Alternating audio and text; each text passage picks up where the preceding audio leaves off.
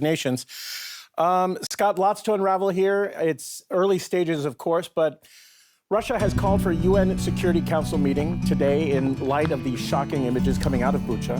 What can we expect from this meeting, given that the French president, for one, has already blamed Russia for what's happened in Bucha and killing all of these killings on the Russian forces, actually? Well, unfortunately, the Security Council of the United Nations has become part of the overall propaganda battlefield.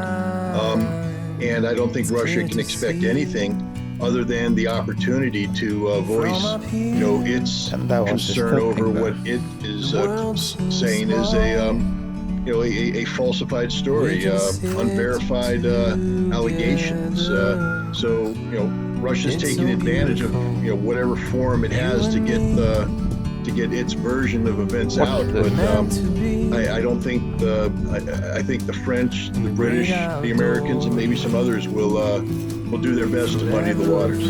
And to be clear, in the midst of all of the he said, she said, the images and the situation on the ground there is absolutely horrific. But that said, Moscow has described the events as a blatant provocation by Kyiv to disrupt peace talks.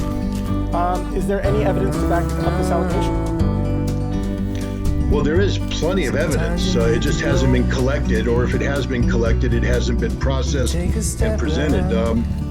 This is simple medical forensics. When you have a dead body, you subject that body to a forensic investigation, inclusive of an autopsy that should be able to show the time of death, the mechanism of death, and if the body had been moved to that location, or if that's the place where they died. If the Ukrainians are making these allegations, one would hope that they would carry out these kinds of investigations, these forensic investigations, and provide that data to corroborate these allegations they made. The fact that Ukraine hasn't presented this data and instead went forward with a narrative based solely upon video evidence of unproven provenance, to me is a clear indication that what we're seeing may not be reflective of the actual truth on the ground. Speaking of that and the timing also, Russia says that there was shelling of Bucha by the Ukrainian military right after the withdrawal of Russian